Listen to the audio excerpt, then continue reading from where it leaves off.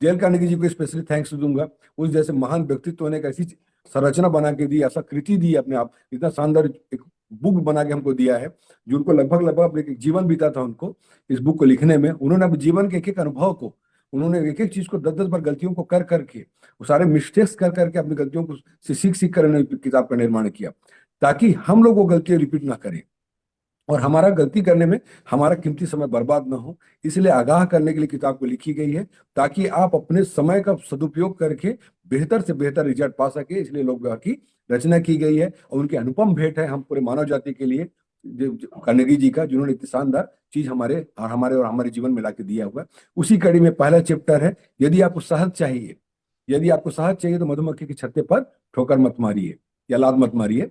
तो उसका मीनिंग ये है कि आप मधुमक्खी के आपको आपको पहले उसके शाब्दिक अर्थ को समझिए सर। वो शब्द वो कहना क्या चाह रहा है राइटर, राइटर कहना ये चाह रहा है, यदि आपको शहद चाहिए, शहद मतलब आपकी जरूरत है, शहद में मिठास होती है, शहद औषधि के रूप में भी काम आती है। तो जो शहद है, यदि आपको मधुमक्खी से शहद लेना है तो उसको क्या करना है, उसकी टेक्निक्स होती है।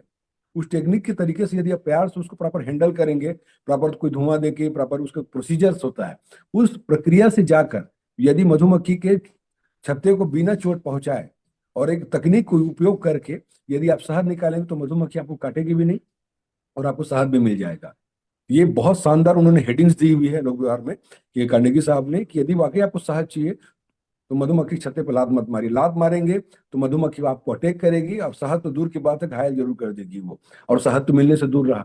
यही हमारे जीवन में भी काम आता है। कई बार क्या होता है ना, मैं बोलता हूँ ना दोस्त, आप कितना शैक्षणिक योग्यता रखते हैं वो मायने नहीं रखता है।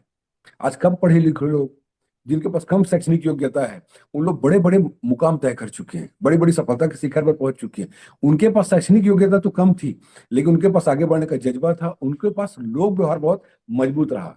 उन लोगों को ना लोगों से बात करना, लोगों से व्यवहार करना उनको आता है, इसलिए उस व्यवहार की कुशलता के कारण वो बड़े बड़े व्यवसाय और बड़ी बड़ी उपलब्धियों को पा सके। इस बिजनेस में आप लोगों से व्यवहार करने दिए, आपको आ गया लोगों से कैसे डील करना है, लोगों से कैसे जुड़ना, वो तकनीक आप सीख गए, तो आपको ये शैक्षणिक योग्यता कभी भी आपको आड़े नहीं आएगी। तो उसी कड़ी में उन्होंने एक चीज यही कहा कि शहद शहद वाली बात जो कहा, अगर मधुमक्खी के छत्ते से यदि आपको शहद चाहिए तो उसको ठोकर मत मारी।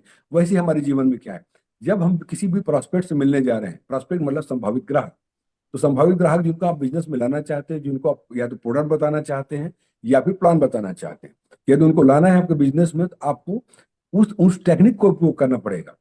यदि वो उसका मूड कुछ अलग है या फिर उसका कुछ भी, हर आदमी की अपनी अपनी एक अवस्था होती है। जिस समय आप उनसे अप्रोच करने जा रहे हैं, हो सकता है घर में किसी संबंधों में उनकी लड़ाई हो चुकी होगी या किसी न किसी कारण से वो डिस्टर्ब होगा।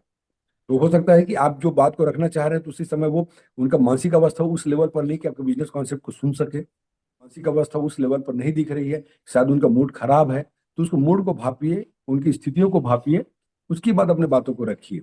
आपका पर्पस रिजल्ट लेना है, कोटा पूरा करना नहीं है। 90% लोग कोटा पूरा करने में आ जाते हैं। सर ने, पास साहब ने कहा है कि सीनियर ने कहा कि 5 STP करना है। भाई 5 STP करना है तो 5 नए लोगों से, भले उसमें कितने लोग आए कोई इंपॉर्टेंट नहीं है। आपका हर एक प्रयास, आपका हर एक मीटिंग्स ना रिजल्ट की तरफ जाना चाहिए, क्योंकि परिणाम को ही लोग प्रणाम करते हैं दोस्त, प्रयासों को नहीं। प्रयास तो पार्ट है परिणाम को लाने के लिए। यदि आपको पुरस्कार चाहिए तो परिणाम पर फोकस करिए, आपने क्या किया, कैसे किया, वो सही तरीके से किया तो आपको परिणाम 100% मिलेगा। यदि इतना इजी होता ना दोस्त के लोगों से जुड़ के लोगों से काम करवाना, तो आज लोक व्यवहार की रचना नहीं होती। और सारे वर्ल्ड में इसको सबसे ज्यादा पढ़ी जाने वाली किताबों में से एक है, जिसको मेरे ख्याल से डायरेक्ट सेलिंग इंडस्ट्री या मार्केटिंग फील्ड में कोई भी हो, वो आदमी, कोई ऐसा व्यक्ति नहीं होगा जो डेल कार्नेगी की इस किताब को नहीं पढ़ा है और जिसने इस किताब को नहीं जिया है। जिसने नहीं पढ़ा है, जो नहीं जिया है, उनको सफलता कभी मिली भी नहीं है। हार्वर्ड जैसे यूनिवर्सिटी में इसको पढ़ाया जाता है, MBA के क्लासेस में इसको बाकायदा सिलेबस में शामिल किया गया है, इसीलिए उसको कड़ी में रखा गया है। तो बाकायदा आप मधुमक्खी के छत्ते के पास पहुंच रहे हैं तो वैसे लोगों के पास आप पहुंचिए, बैठिए उनके साथ, प्रॉपर उनको सुनिए, सर आपका कैसे चल रहा है, सर घर परिवार कैसा है, व्यापार की क्या स्थिति है, सर अभी क्या, यदि जॉब में है तो सर जॉब में अभी कहाँ पोस्टिंग है, बाकायदा उनके बारे में बात करिए। यदि आपको लोक व्यवहार में सफलता चाहिए, यदि आपको पब्लिक में आपको सफलता चाहिए, तो जितना हो सके अपने बारे में कम बोलिए या अपने बारे में मत बोलिए। मैं यहां तक भी बोल रहा हूं, आप उनसे मिलने जा रहे हैं, उनको बिजनेस में लाने जा रहे हैं, उनके साथ प्रोडक्ट सेल कर रहे हैं, जो भी आप एक्टिविटीज उनके साथ करना चाहते हैं, आप चाहते हो कि वो मेरे बिजनेस में आए, आप चाहते हो कि आपको बात को सुने, वो आपकी बात को माने, तो पहले आपको उनकी बात को सुनना है, उनकी बात को मानना है। इसलिए बाकायदा उनके साथ प्रेम पूर्वक शांति से बैठिए, दुआ सलाम करने के बाद उनके बारे में, व्यवसाय के बारे में जानिए, उनकी जिंदगी के बारे में जानिए और उनके बारे में थोड़ा सा जानकारी हासिल करिए और उनके पेशेंस फुली रख के एक हितैषी नाते, हितैषी बन के उनके पास पहुंचिए सर। आपके वाकई आपका इरादा ऐसा होना चाहिए कि वाकई उस आदमी को मैं इसलिए ला रहा हूँ ताकि वो और हम दोनों मिलकर एक परिवार बनकर अपने परिवार के अधूरे सपने को और अपने जीवन के खुद के अधूरे सपने को पूरा करने के लिए जा रहे हैं। आप पार्टनर ढूंढने जा रहे हैं। सीएमडी साहब ने मीटिंग में कहा भी था बहुत अच्छी चीज कि आप पार्टनर ढूंढने जा रहे हैं तो आप पहले तय करिए, हर किसी को अपना पार्टनर भी मत बनाइए। कुछ लोग प्रोडक्ट यूज करने के लिए आए तो उनको प्रोडक्ट यूजर ही बनाइए, और जो आपको लगता है जिनके साथ आप खाना खा सके, जिनको अपने परिवार में बिठा सकते हैं, जिनके साथ आप जीवन में चल सकते हैं, वैसे आदमी को अपना पार्टनर बनाइए।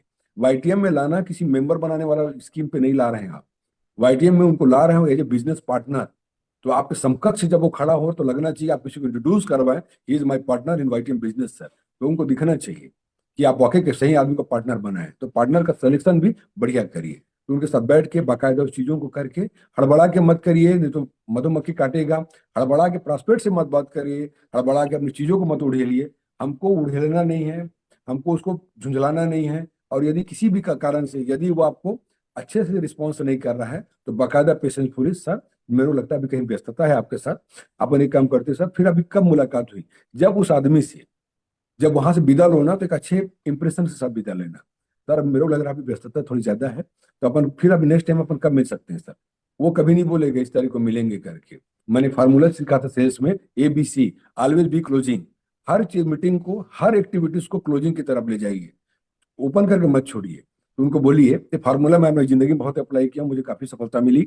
उसमें उन्होंने कहा है कि हर मीटिंग को एंड करिए आप, या तो प्रोडक्ट दे के एंड करिए या नेक्स्ट अपॉइंटमेंट लेके वहां से उठिए आप, नहीं तो आपका जाना और आपका उसके साथ मीटिंग करना टोटल व्यर्थ हो जाएगा आपके साथ। तो उनको बोलिए सर चलिए अपन, सर हम कब मिल सकते हैं, छुट्टी के दिन मिलेंगे कि वर्किंग डे में भी मिल सकते हैं। नहीं नहीं साहब अपन, मैं अपने ही नाम ले रहा हूँ, नहीं सर सब संडे की जरूरत नहीं, अपन बीच में मिल सकते। तो सर शाम को जैसे आप फ्री कितने बजे हो जाए तो समय मिल लें, तो हाँ सर शाम को 8 बजे बाद भी मिल सकते हैं, 7 बजे बाद भी, से जो भी बोले। या वो बोल सकता है कि सर पूरी व्यस्तता बहुत ज्यादा रहती है तो अपन संडे को मिलेगा, तो संडे का आप पूछिए सर फर्स्ट हाफ में मिले, सेकंड हाफ में मिले।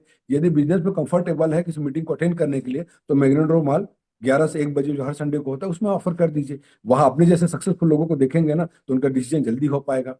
और बाई द वे कहीं बिजी रहते हैं और शाम का टाइम कोई भी टाइम वो देते हैं, तो उनके टाइम से आप अपने आप को थोड़ा कनेक्ट करिए। आप अपने टाइम में उसको, सर मैं तो बहुत बिजी रहता हूँ, आप थोड़ा समय तो आ नहीं पाऊंगा, ये हमको नहीं करना है सर। उनके हिसाब से चलिए, आप उनको, आप उनके हिसाब से अभी चलिए, जिंदगी भर वो आपके हिसाब से चलेगा। रिश्तों को निभाना हो ना तो आपको रिश्तों को निभाने के लिए रिश्तों को सब दोनों तरफ से निभाना पड़ेगा। आप चाहते हैं वो मेरे हिसाब से चले तो पहले आप उनके हिसाब से चलिए। प्रकृति का नियम है दोस्त, जो आप देंगे वही आप पाएंगे। या आपने प्रेम दिया है, आपने विश्वास दिया है और आपने लगाव दिया है, तो आपको प्रेम और विश्वास और लगाव आपको दुगने रूप में प्रकृति वापस करेगी उस आदमी के माध्यम से। तो सच्चे मन से, सच्चे हृदय के साथ लोगों से जुड़िए। आपका इरादा उनको कामयाब बनाने का, उनको इरादा आपको वाकई परिवार में एक परिवार का सदस्य के रूप में लाना है, तो नो डाउट दोस्त आने वाले टाइम में आपको मजबूत और सशक्त परिवार का सदस्य बन के आपके साथ जुड़ेगा। तो उनके साथ बाकायदा मानवीय व्यवहार को, इस पहलू को बराबर ध्यान रखिए। पहले उनको मूड को भापिए, उसका मन कैसा है, उसके बाद फिर अपनी बातों को रखिए और धीरे से। और हर आदमी नेटवर्कर बनेगा सब कुछ, मुझे परेशान मत होइएगा। उसको पहले आप बिजनेस कॉन्सेप्ट के बारे में यदि लगता है तो बिजनेस अपॉर्चुनिटी की बात करिए। यदि वो हालात वहां पर जगह पे नहीं है कि उसको प्लान बताया जा सके तो वहां पर एक टाइम लेके थोड़ा मोटा मोटी बात कर पूरा कर हाय हेलो करके अपॉइंटमेंट प्रॉपर ले लीजिए।